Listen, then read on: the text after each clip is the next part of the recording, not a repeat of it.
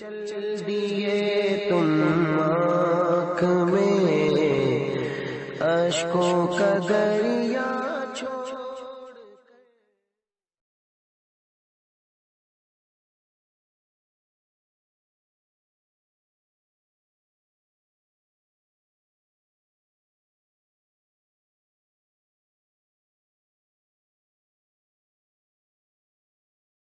مجھے لگتا ہے سلمان بھائی جتنی داڑیاں انہوں نے رکھوائی ہیں پچھلے کئی صدیوں میں شاید ایسے واقعات نہیں ملے ہوں گے. پتہ نہیں کیا میرے بارے میں تاثر قائم کرے. ایسی شخصیت بھی آپ کو اس انداز پر اپنے اپنے طور پر ہر صدی میں بڑے سے بڑی اہم سے اہم شخصیتیں آئیں جن کے تذکرے ہم کرتے بھی ہیں سنتے بھی اور رحمت اللہ تعالیٰ علیہ بھی کہتے ہیں. لیکن اس صدی میں جو ایک کام کر رہے ہیں اور جو اللہ نے ان سے کام لیا ہے اس کی مثل آپ کو کئی پچھلی صدیوں تک نہیں ملے گا. میں نے غوث پاک کی سیرت پڑھی ہے رحمت اللہ تعالیٰ علیہ. جو انداز میرے غوث پاک کا تھا نا سمجھے اس انداز کا فیضان امیر سنت اللہ رحمت اللہ تعالیٰ علیہ. سبحان اللہ. وہی طریقت واز نصیحت بیان اور یہ جو انداز آپ دیکھ رہے نا تربیت نوازشات عطائیں اتنا کچھ ہے غوث پاک کی سیرت کا فیضان امیر سنت کی ذات میں کہ یعنی ایک طرح میں غوث پاک کی سیرت کے اس انداز پہ ایک واقعہ بیان کروں انشاءاللہ ان کے فیضان کا دوسرا واقعہ امیر سنت کا بیان کر سکتا. اللہ اللہ اللہ. اگر ایک جنازہ جائے اور جو لوگ کہہ دیں کہ یہ جنتی ہے تو اس کے لیے جنت ہو جاتی ہے یار. ایسی بات. کسی کا پڑوسی کسی کے بارے میں کہتے ہیں نیک تھا تو اس کے لیے نیکی لکھ دی وہ نیک ہو جاتا ہے. جو لاکھوں کروڑوں مسلمان جس کو اللہ کا ولی سمجھتے ہو اس کی ولایت کا عالم کیا ہوگا یار.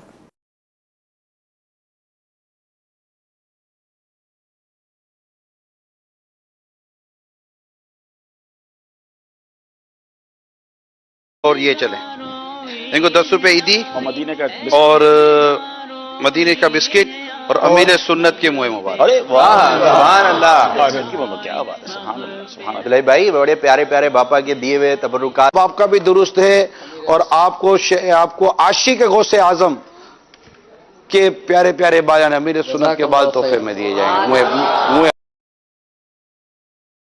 السلام. حاجی عبدالعزیز تابانی صاحب نے اکولا سے پوچھا حضرت منہ مبارک صرف حضور ہی کے لیے کہا جائے گا یا کسی زندہ انسان پیر کے لیے کہا جائے تو حرج نہیں. ایک مرید نے ان کے پیر کی تعریف میں یہ بات ٹی وی پر کہی ہے. دیکھیے منہ مبارک کے معنی ہوتے ہیں مبارک بال. تو یہ حضور علیہ السلام کے بال مبارک کو کہا جاتا ہے. اور ہمارے دیار میں بر صغیر میں جب منہ مبارک کہتے ہیں تو ذہن کا جو انتقال ہے ذہن جو منتقل ہوتا ہے وہ جناب رسول کریم صلی اللہ تعالی علیہ وسلم کے بال مبارک کی طرف ہوتا ہے.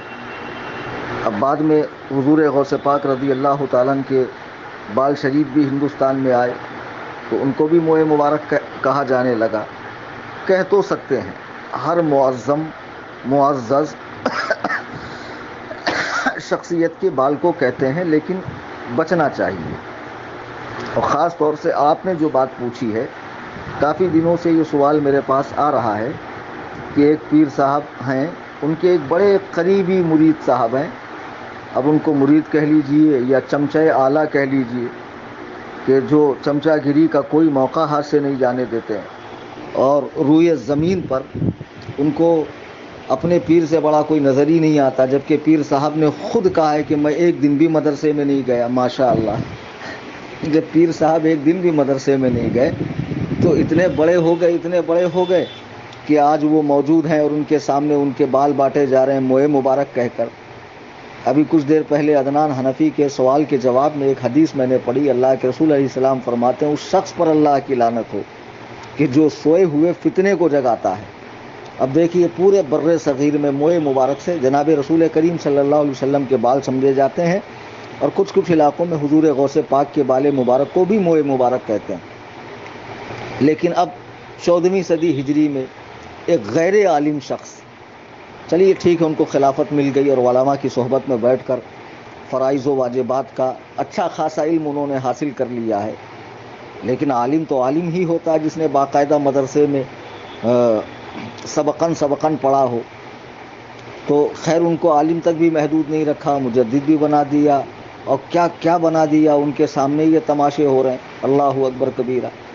حد تو یہ ہے کہ وہی حاجی عمران اتاری صاحب ایک موقع پر کہتے ہیں کہ معاذ اللہ رب العالمین کہ حضور غوث پاک کا مکمل فیضان ہے، ان کی زندگی کا مکمل عملی نمونہ ہے، اور جو کام انہوں نے کیا ہے صدیوں تک کسی بزرگ کا یہ کام نظر نہیں آتا. تمہیں شرم نہیں آئی یہ بات کہتے ہوئے؟ کیا تمہارے پیر صاحب نے اعلیٰ حضرت سے بڑھ کر کام کیا؟ اگر میں یہ کہوں کہ تمہارے پیر صاحب، تمہاری تنظیم، تمہاری تحریک اعلیٰ حضرت کے ٹکڑوں پہ پڑ رہی ہے تو کیا غلط ہے؟ معاذ اللہ رب العالمین. پیر کے محبت میں ایسے پاگل ہو گئے ہو تم، کچھ بھی بکے جاؤ گے، کچھ بھی بولے جاؤ گے. تمہاری تنظیم کا مقصد تھا لوگوں کو سنتیں سکھانا، لوگوں کو نماز کی دعوت دینا، لوگوں کو فسق و فجور سے دور کر کے دینی راستے پر ڈالنا. اب وہ کام چھوڑ کر نہیں، پہلے مرید بنو، نام کے آگے اتاری لگاؤ، رات دن بپا بپا بپا بپا پپا پپا کرتے رہو. کیا یہ دعوت اسلامی ہے کہ دعوت الیاسی ہے؟ تم اسلام کی دعوت دے رہے ہو یا الیاس کی دعوت دے رہے ہو؟ علماء کو تم لوگ مجبور کر رہے ہو اپنا رد کرنے کے لیے. ہم خاموش رہتے نہیں، جانے دو صحیح ہو جائیں گے، جانے دو صحیح ہو. لیکن چمچا گیری کے سارے ریکارڈ توڑ دیے، کہہ دیا کہ ایسا کام کیا جو صدیوں میں کسی بزرگ نے نہیں کیا. معاذ اللہ رب العالمین. کیا سرکار غریب نواز سے بڑھ کر کام کیا؟ ہندوستان کے چپے چپے پہ جن کے احسانات ہیں میرے غریب نواز کے، تمہیں شرم آنا چاہیے یہ بات کہتے ہوئے. معاذ اللہ رب العالمین. حضرت خواجہ نظام الدین اولیاء رضی اللہ تعالیٰ، حضرت چراغ دہلوی ہیں، حضرت بختیار کاکی ہیں، حضرت بندہ نواز رحمۃ اللہ علیہ ہیں، مارہرہ شریف کے مقدس خانقاہ ہے، بلگرام شریف کے خانقاہ ہے، کالپی شریف کی خانقاہ ہے. یہ سارے بزرگان دین، یہ سارے اولیاء اللہ جو ہندوستان میں تشریف لائے، یہ سب نے کچھ نہیں کیا. ڈائریکٹ غوث پاک کے بعد سب سے بڑا کام کیا تو کراچی کے شہر میں رہنے والے جناب الیاس قادری صاحب نے کیا. تم حد کر رہے ہو یار مبالغے کی. تم اس سے اپنی تحریک کا کام نہیں بڑھاؤ گے، لوگ تم سے بدظن ہوں گے، دور ہوں گے کہ یہ لوگ پاگل ہو گئے کہ ہر وقت صرف ایک ہی شخص کا گانا گاتے رہتے ہیں. اسلام کی 1400 سالہ تاریخ کے اندر ہزاروں لاکھوں کروڑوں بزرگان دین ہوئے.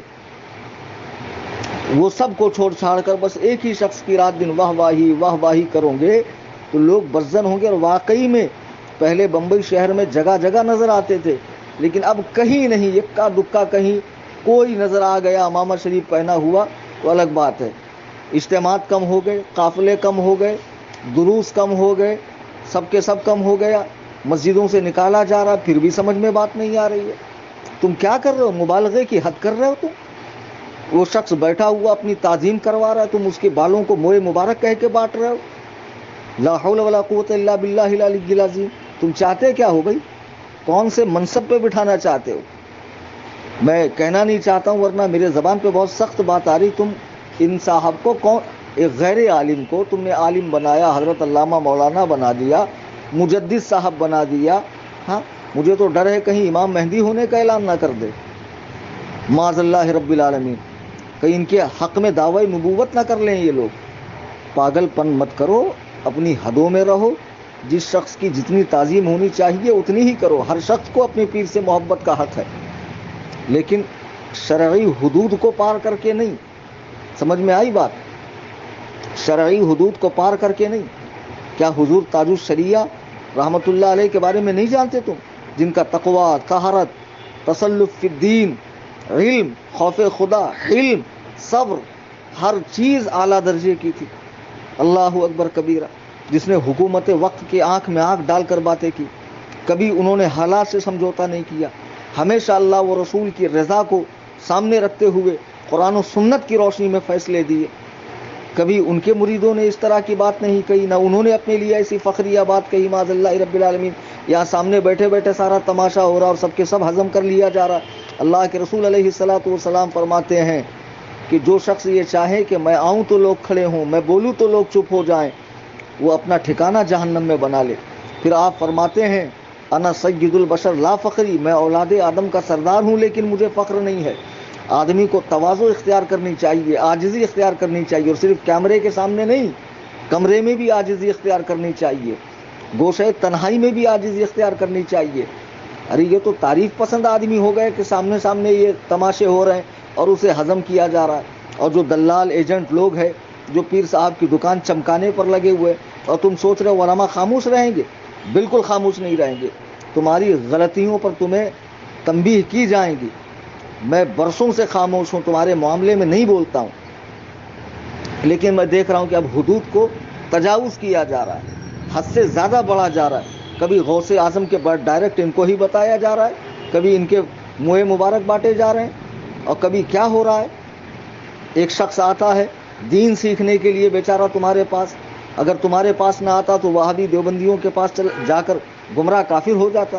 تو آپ اس کو بجائے نماز سکھانے کے، بجائے صورتیں سکھانے کے، بجائے اس کا قرآن صحیح کرنے کے، آپ پہلے تو اس کو امامہ شریف پہناتے ہو، اس کو فرض کے درجے میں آپ کر دیتے ہو کہ نہیں پہننا ہی ہے.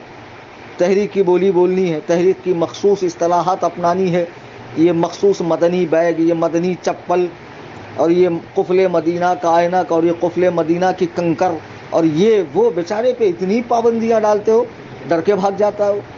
اور مرید ہونا ہے. خود ہمارے یہاں علاقے میں ایک معاملہ پیش آیا، ساکی ناکے میں پہلے جہاں ان کا مرکز تھا، جہاں سے اب انہیں بھگا دیا گیا ہے، وہاں پر میں اس شخص کو بھی جانتا ہوں، جس کو چاہیے میرے پاس آ کر ایڈریس لے لے. جری مری میں رہتا ہو، نام نہیں ظاہر کروں گا. ایک بیچارہ تبلیغ میں جا رہا تھا، لوگوں نے کہا اس سے اچھا ان کے پاس چلے جا. گیا تو پہلے دن آپ فارم بھر لیجئے بیعت کا. تو اس نے کہا میں تاج الشریعہ سے مرید ہوں. تو بولے اس سے کیا فرق پڑتا، آپ ان سے ہو جائیے. اس نے کہا ڈبل کیسے ہو جاؤ، طالب ہو جائیے. ارے اس نے کہا میں ایسے پیر کا مرید ہوں جس پہ پورا زمانہ ناز کرتا ہے. الیاس قادری صاحب کیا ہیں، اپنے آپ کو اعلیٰ حضرت کا غلام کہتے ہیں، تو ان کی اولادوں کے بھی غلام ہو گئے نا. میں تو اعلیٰ حضرت کی اولاد کا مرید ہوں اور وہ ان کے غلام ہے. تو جب میں آقا کا مرید ہوں تو غلام کا مرید کیوں ہو جاؤں؟ زبردستی بیعت کروائیں گے، زبردستی طالب بنائیں گے. اس طریقے سے دین کا کام نہیں چلنے والا. تبلیغیوں کے اجتماعات جو بڑے بڑے ہوتے ہیں، بغیر کسی پوسٹر کے، بغیر کسی چینل کے، بغیر کسی اشتہار کے کروڑوں لوگ پہنچتے ہیں. ان کو کام کرنے کا ڈھنگ ہے. تم لوگ کام ہی نہیں کرتے ہو، تمہیں کام کرنا آتا ہی نہیں، اس لیے ہر جگہ سے سکڑ رہے ہو، ہر جگہ علماء رد کر رہے ہیں، ہر جگہ سے بھگائے جا رہے ہو. کیوں؟